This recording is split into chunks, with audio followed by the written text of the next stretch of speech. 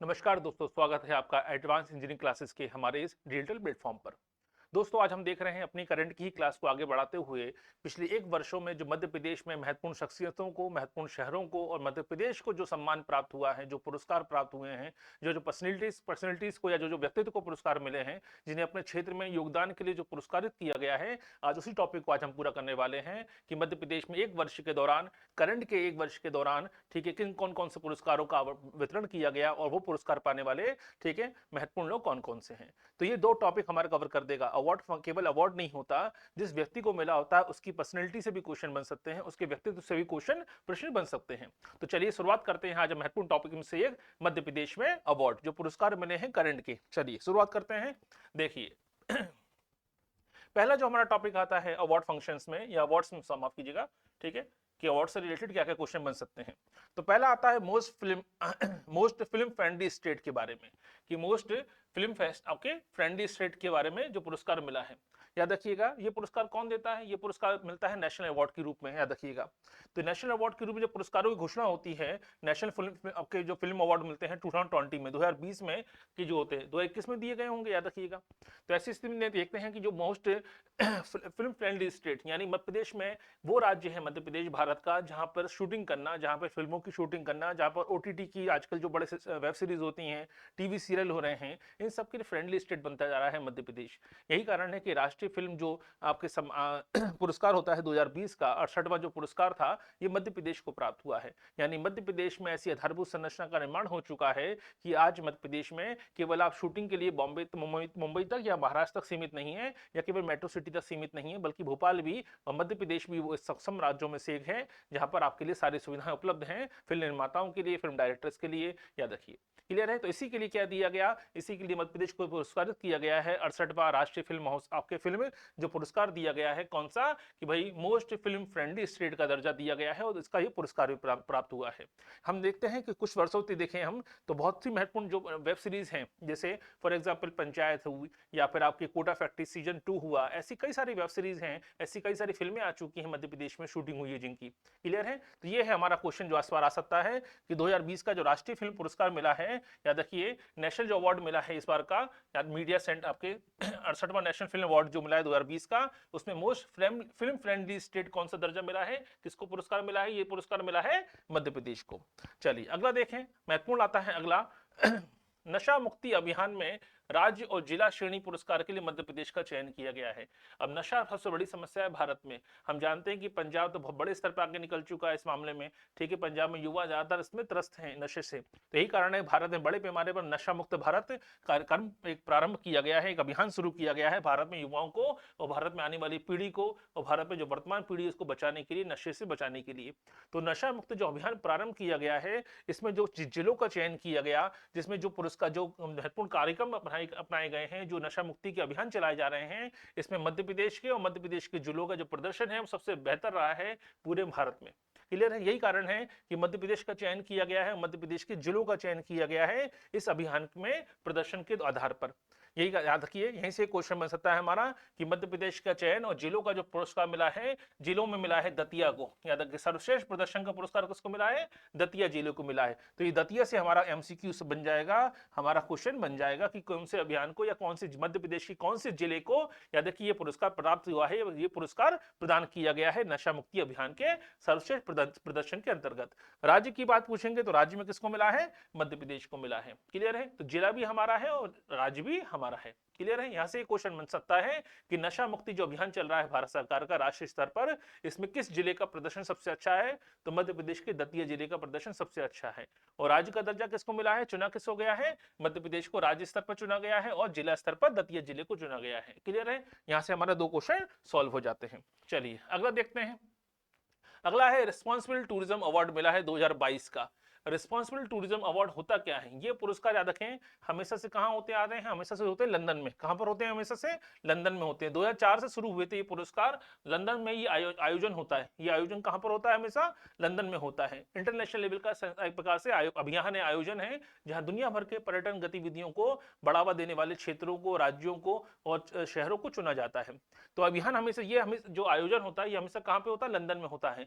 भारत में पहली बार ये कहां पर हुआ है? ये हुआ है भारत में पहली बार? यह आयोजन हुआ मध्य प्रदेश में। कहां पर हुआ?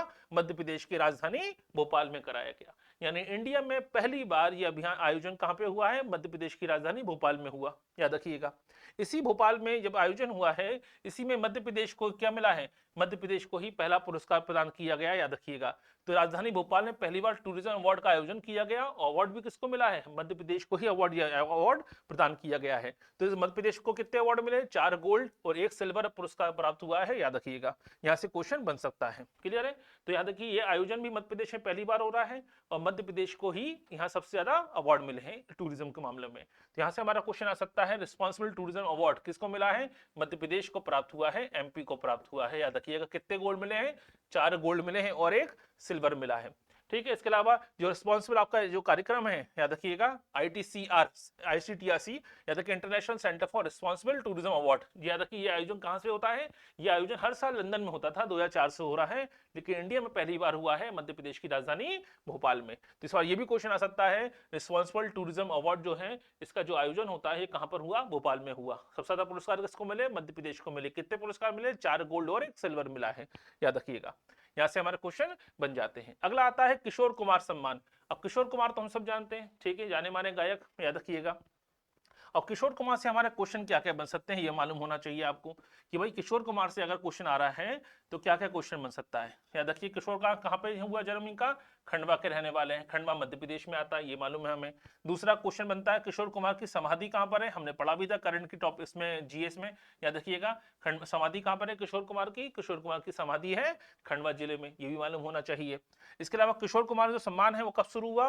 1977। याद रखिए, 1997-98 में ये शुरुआत हुई थी। घोषणा 97 में हुई और पुरस्कार दिया गया 98 से।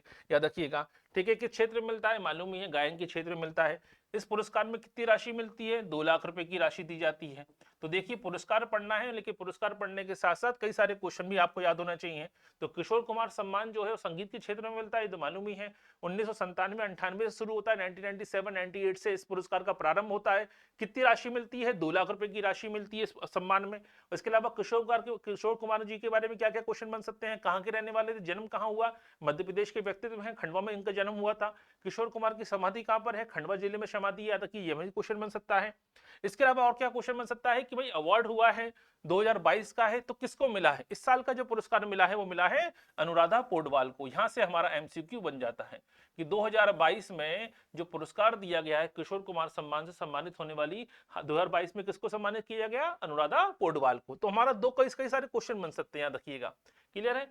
अब ये जो कार्यक्रम हुआ है जो किशोर कुमार सम्मान दिया गया, ये सम्मान देने के जो आयोजन कहां पे हुआ था? तो याद रखिएगा, जो आवाज किशोर संगीत कार्यक्रम जो हुआ है, इसका नाम क्या है? आवाज किशोर कार्यक्रम, संगीत कार्यक्रम, ये हुआ है भोपाल में। कहां पर हुआ? भोपाल में। तो आयोजन हुआ है कहां पर? ये भी क्वेश्चन बन सकता है, आवाज किशोर संगीत कार्यक्रम का आयोजन कहां पर किया गया? भोपाल में किया गया। ठीक है। पुरस्कार किसको मिला है? अनुराधा पौडवाल को मिला है। कौन सा मिला है? 2022 का मिला है। पुरस्कार कब शुरू हुआ था? 1997-98 से शुरू हुआ था। कितनी राशि मिलती है? 2 लाख रुपीस, 2 लाख रुपए की राशि मिलती है। किशोर कुमार का जन्म कहाँ हुआ? मध्य प्रदेश के खंडवा जिले में हुआ। किशोर कुमार की समाधि कहाँ पर है? खंडवा जिले में समाधि है। तो देखिए कितनी इंफॉर्मेशन मिली केवल किशोर कुमार के बारे में। क्लियर है यहाँ तक? तो कुछ जानकारी मालूम होनी चाहिए। चलिए अब आता है ग्रामीण स्वच्छता सर्वेक्षण 2022। अभी तक आपने सुना था शहरी स्वच्छता कार्यक्रम, याद रखिए। तो शहरी स्वच्छता कार्यक्रम जो चलता है या शहरी स्वच्छता की बात करते हैं, याद रखिएगा। तो हम जब भी देखते हैं शहरी स्वच्छता के मामले में, तो इंदौर का स्थान भारत में सबसे टॉप पर है। जब से शुरुआत हुई है तब से इंदौर ही पहले स्थान पर चल रहा है, ये तो हम सबको मालूम है, याद रखिए। अब 2022 में शुरुआत किया गया है ग्रामीण स्वच्छता सर्वेक्षण। ठीक है। इसमें अगर हम बात करें तो इसमें भी मध्य प्रदेश ने बाजी मार ली और मध्य प्रदेश की राजधानी भोपाल ने पहला स्थान प्राप्त किया है ग्रामीण स्वच्छता के मामले में। तो शहरी स्वच्छता के मामले में इंदौर शहर तो सबसे आगे है ही पूरे इंडिया में, जब से रैंकिंग शुरू हुई है।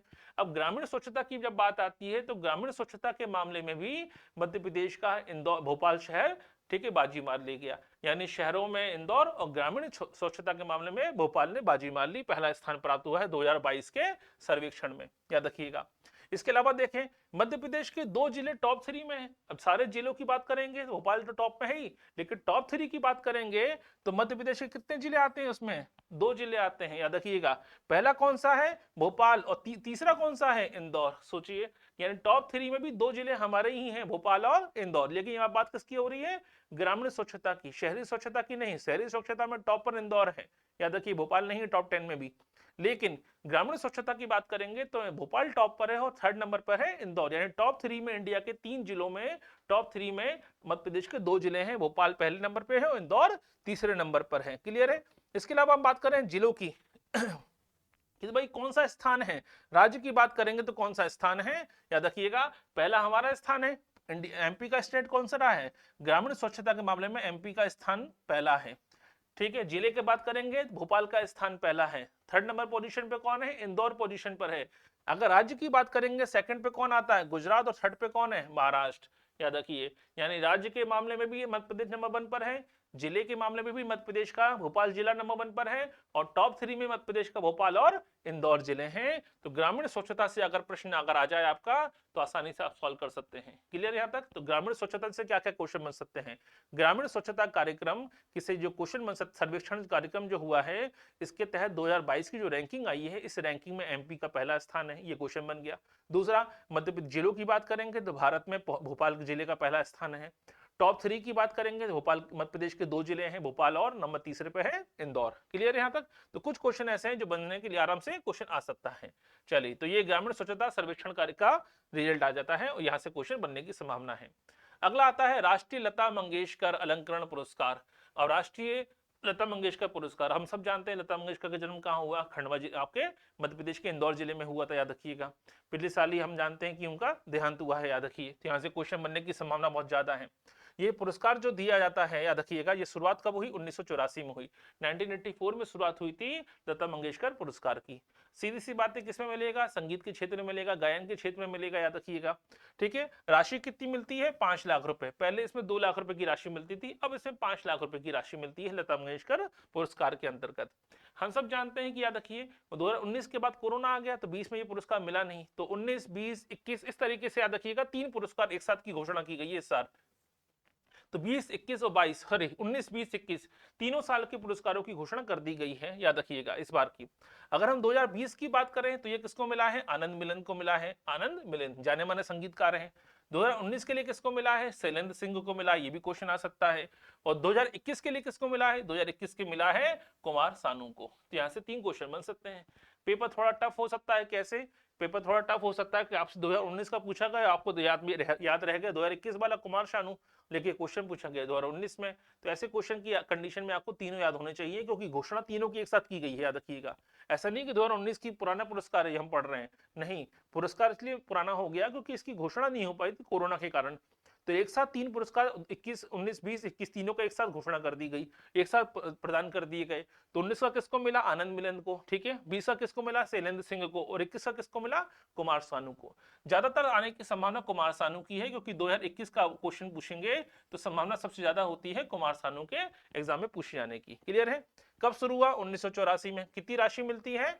50,000 रुपए की राशि, सॉरी 5 लाख रुपए की राशि प्रदान की जाती है। तो लता मंगेशकर सम्मान से क्या क्या क्वेश्चन बन सकता है वो मालूम होना चाहिए। लता मंगेशकर सम्मान की बात हम कर रहे हैं, 19, 20, 21 तीनों की घोषणा कर दी गई है। 19 का मिलिंद आनंद मिलिंद को मिला है, याद रखिए 20 का मिला है शैलेंद्र सिंह को, 21 का मिला है कुमार सानू को। 21 के वाले क्वेश्चन आने की संभावना सबसे ज्यादा है। पुरस्कार शुरू कब हुआ? 1984 में हुआ था, और 5 लाख रुपए की राशि इसमें प्रदान की जाती है, याद रखिएगा। पहला पुरस्कार किसको मिला था? पहला पुरस्कार मिला था नौशाद अली को, याद रखिएगा। किसको मिला था? नौशाद अली को मिला था पहला पुरस्कार, लता मंगेशकर पुरस्कार। चलिए अगला देखते हैं। अगला है मध्य प्रदेश के नीरज सक्सेना और ओम प्रकाश पाटीदार को मिला है राष्ट्रीय शिक्षक पुरस्कार। ये अपने आप में क्या है? ये अपने आप में हर वो टीचर, याद रखिए, उसके लिए सम्मान की बात है, हर शिक्षक के लिए सम्मान की बात है कि राष्ट्रीय शिक्षक पुरस्कार मिल जाए। बहुत बड़ा सपना होता है हर टीचर का। तो राष्ट्रीय शिक्षक पुरस्कार 2022 किसको मिला है? ये मिला है, याद रखिएगा, ओम प्रकाश पाटीदार और नीरज सक्सेना को मिला है। मध्य प्रदेश के निवासी हैं, याद रखिएगा। तो ऐसे क्वेश्चन भी ये पूछ सकते हैं कि हाल ही में नीरज सक्सेना और ओम प्रकाश पाटीदार का संबंध किस पुरस्कार से है, या हाल ही में राष्ट्रीय पुरस्कार जो दिए गए, राष्ट्रीय शिक्षक पुरस्कार दिए गए 2022 के, मध्य प्रदेश के किन निवासियों को मिला है, याद रखिएगा। ऐसे क्वेश्चन बन सकते हैं। तो नीरज सक्सेना, ओम प्रकाश, याद रखिएगा, ओम प्रकाश पाटीदार। इन 2 शिक्षकों को याद रखिए ये पुरस्कार दिया गया है। टीचरों को मिलने वाला सर्वोच्च पुरस्कारों में से एक है राष्ट्रीय पुरस्कार, शिक्षक पुरस्कार, जो राष्ट्रपति के द्वारा प्रदान किया जाता है। यहां से भी क्वेश्चन आने की संभावना जब बनी रहती है। चलिए अगला क्वेश्चन देख लेते हैं। कालिदास समारोह। अब कालिदास समारोह है तो कालिदास सम्मान भी मिलेगा, सीधी सी बात है। और कालिदास समारोह की बात हो रही है तो कालिदास समारोह होता कहां पर है? कालिदास थे कहां के? उज्जैन के रहने वाले। तो एक और क्वेश्चन बन गया, कालिदास समारोह कहां पर होता है? कालिदास समारोह होता है उज्जैन में, याद रखिएगा। ठीक है, कहां होता है ये तो मालूम ही है। ठीक है, 2022 में 2022 कब समारोह हुआ? क्योंकि 20-21 में देखे हम तो समारोह नहीं हो पाए थे, बहुत से समारोह या बहुत से पुरस्कारों का आवंटन नहीं हो पाया था। कोरोना के समय लॉकडाउन भी लगा था, ठीक है, डिस्टेंस की बात भी हो रही थी, याद रखिए। ठीक है, तो ऐसी स्थिति में महामारी फैली हुई थी तो बहुत से कार्यक्रम नहीं हो पाए। यही कारण है कि डेटा आपको पुराना ही मिलेगा पुरस्कारों में, 20-21 का पुरस्कार। तो इसका मतलब यह नहीं कि उस समय दिया नहीं गया, कारण क्या थी, वो व्यवस्था उस समय ऐसी उपलब्ध नहीं थी या बड़े आयोजन संभव नहीं थे, याद रखिए, कोरोना के समय, याद रखिए। क्लियर है? तो यही कारण है ऐसे क्वेश्चन पूछने की संभावना में पुराना डेटा भी आ सकता है, 19-20 का, 20-21 का भी। क्लियर है? देखिए, तो ये शुरुआत कहां से होती है? इसकी शुरुआत हुई कहां पे होता है कालिदास समारोह? उज्जैन में होता है। यहां से क्वेश्चन आने की संभावना है। ठीक है, किसमें मिलता है? संगीत में, नृत्य के क्षेत्र में, चित्रकला में और अलंकार कला या पंकार कला के लिए, याद रखिएगा। तो रूपांकर कला के लिए मिलता है, नृत्य के लिए मिलता है, चित्रकला के लिए मिलता है, संगीत के लिए मिलता है। 4 क्षेत्रों में आपके कालिदास पुरस्कार सम्मान प्रदान किया जाता है। अब कालिदास सम्मान की बात हो रही है तो यहाँ से क्वेश्चन क्या क्या बन सकता है? अगर हम पूछें संगीत के क्षेत्र में, अब कालिदास का योगदान संगीत के क्षेत्र में तो नहीं है, उनका योगदान तो साहित्य के क्षेत्र में है। तो कालिदास जो संगीत के क्षेत्र में जो मिला है वो किसको मिला है? बुधादित्य मुखर्जी को मिला है। ऐसे क्वेश्चन अगर आ गए, ऐसे क्वेश्चन आपके मैच द कॉलम में आ सकते हैं, जोड़ी मिलाने में आ सकते हैं कि संगीत के लिए किसको मिला है, नृत्य के लिए किसको मिला है, रखिए पुरुदाधीच को मिला है, डॉक्टर पुरुदाधीच को मिला है। चित्रकला के लिए राजीव वर्मा को मिला है, ये क्वेश्चन आ सकता है, भोपाल के हैं। और रूपांकर कला के लिए वासुदेव कामत को मिला है। ऐसे क्वेश्चन आने की संभावना ज्यादा होती है, पेपर बहुत टफ हो जाएगा अगर मैच द कॉलम में अगर आ गए।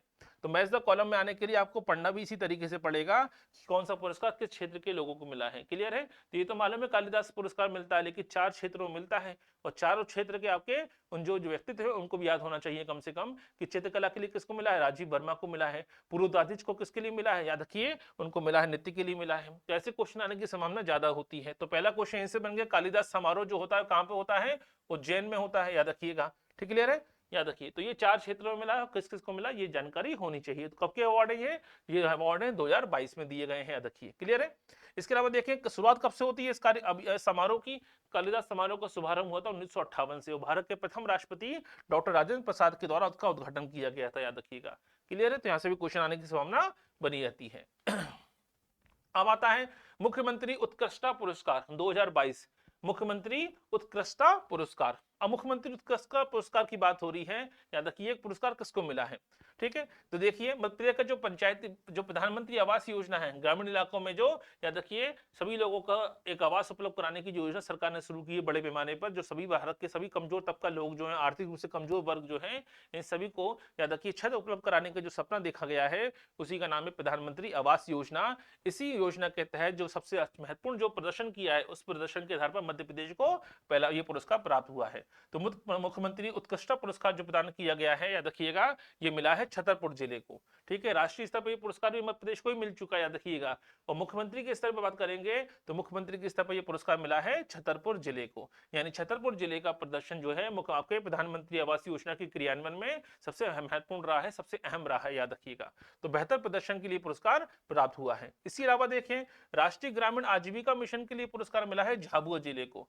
तो अलग अलग योजनाओं के लिए अलग अलग पुरस्कार मिले हैं। प्रधानमंत्री आवास योजना के लिए छतरपुर को मिला है, राष्ट्रीय ग्रामीण आजीविका मिशन के लिए आपके झाबुआ जिले का चयन किया गया है, याद रखिएगा। क्लियर है? इसके अलावा प्रधानमंत्री आवास योजना शहरी इलाकों की बात हम करें तो इसके लिए बड़वानी जिले को मिला है। अगर ग्रामीण की बात करेंगे तो छतरपुर जिले को मिला है, शहरी की बात करेंगे तो बड़वानी जिले को मिला है। क्लियर है? और आजीविका मिशन के लिए पूछेंगे तो झाबुआ जिले को मिला है।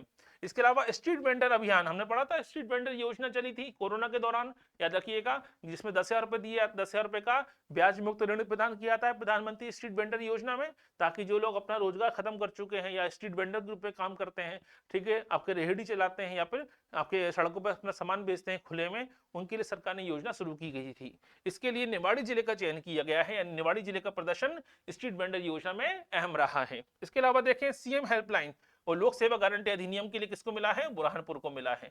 तो अलग अलग जिलों के लिए ये मुख्यमंत्री उत्कृष्टता पुरस्कार मिला है, नाम से स्पष्ट है उत्कृष्टता पुरस्कार, एक्सीलेंस काम किया है, एक्सीलेंस वर्क किया है, एक्सीलेंट इसी के लिए मिला है। तो प्रधानमंत्री आवास योजना के ग्रामीण स्तर पर जो महत्वपूर्ण काम किया है, अच्छा प्रदर्शन किया है, छतरपुर को मिला है।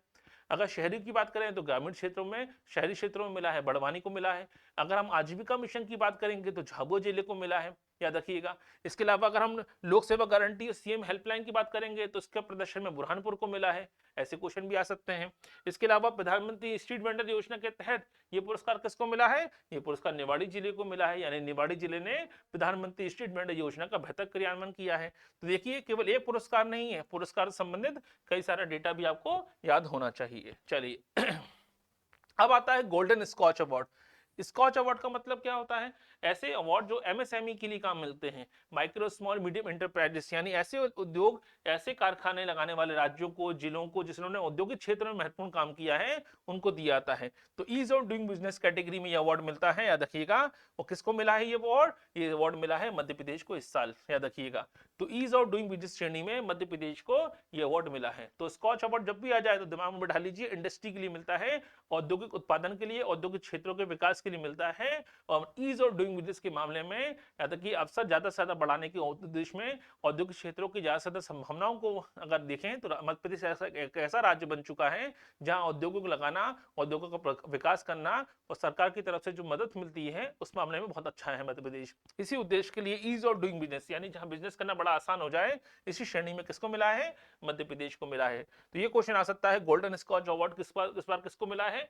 तो ऐसा ही क्वेश्चन तो आएगा नहीं किसको मिला है, क्योंकि बहुत सारी कैटेगरी होती है, उस कैटेगरी में क्वेश्चन पूछेंगे। ईज ऑफ डूइंग बिजनेस में किसको मिला है? मध्य प्रदेश को मिला है।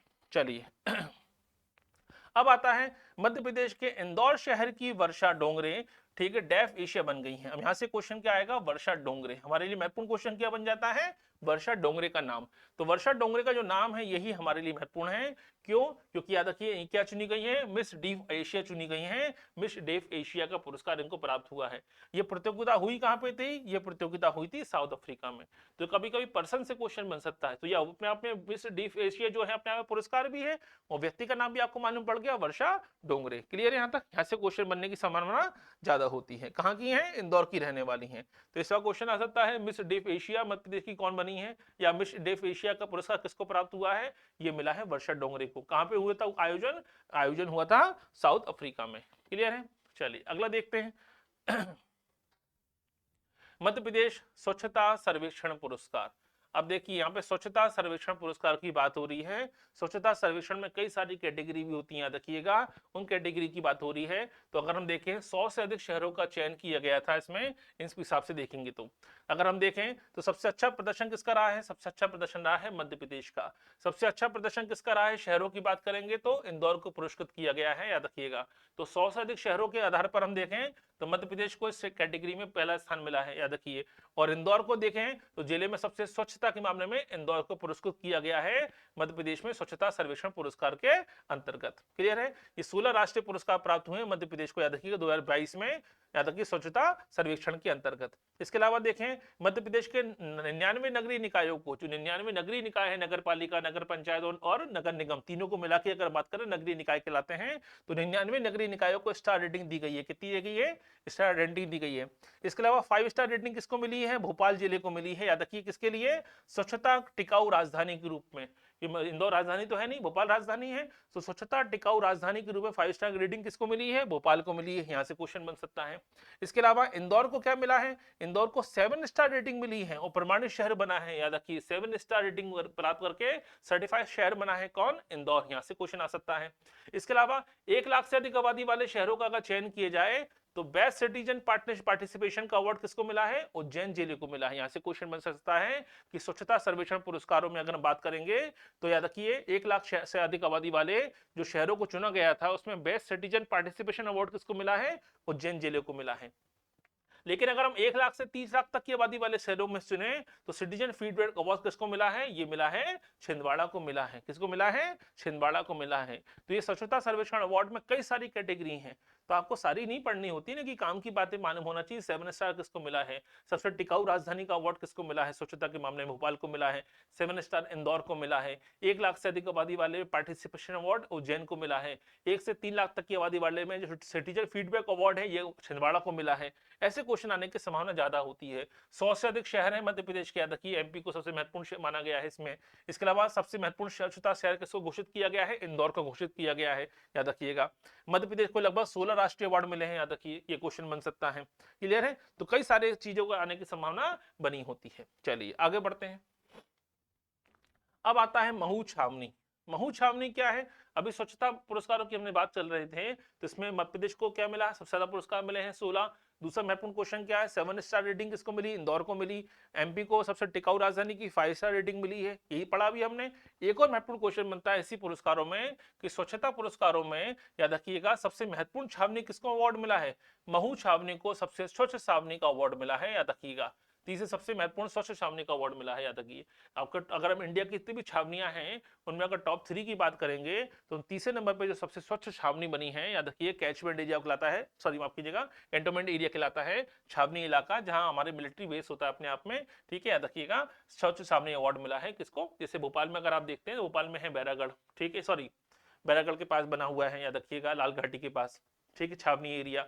महू में छावनी है, महू का फुल फॉर्म ही क्या है, मिलिट्री हेडक्वार्टर ऑफ वॉर, याद रखिएगा। सेना का अपने आप में स्थानीय हेडक्वार्टर होता है, याद रखिए। ऐसे ही आपके हम देखते हैं कि ग्वालियर में मुरार का इलाका है जहां पे छावनी बनी हुई है, ठीक है, याद रखिए। तो महू छावनी को तीसरी सबसे महत्वपूर्ण स्वच्छ छावनी घोषित किया गया है, याद रखिएगा।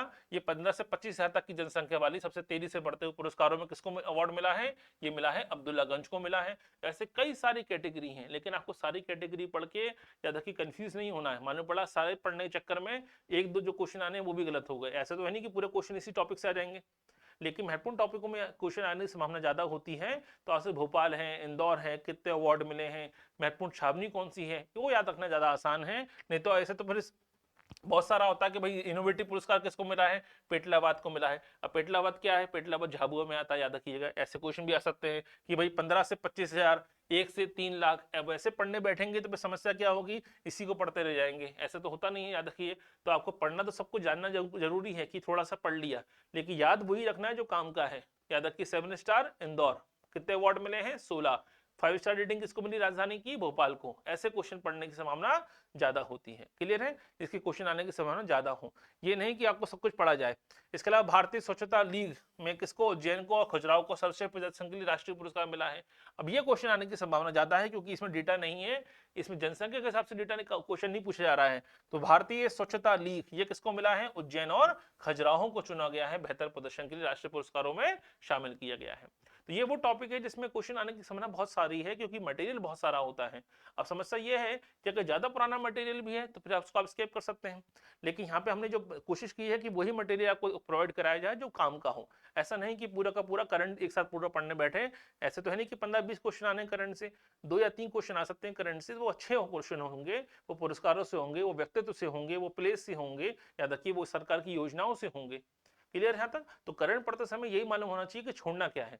ठीक, तो सबको मालूम है सब कुछ पढ़ लो, लेकिन आपको ये नहीं मालूम होना चाहिए, आपको मालूम होना चाहिए छोड़ना क्या है, क्या क्या जरूरी नहीं है हटा दीजिए उसको, गैर जरूरी चीजों को हटाना ही जरूरी होता है करंट को पढ़ते समय।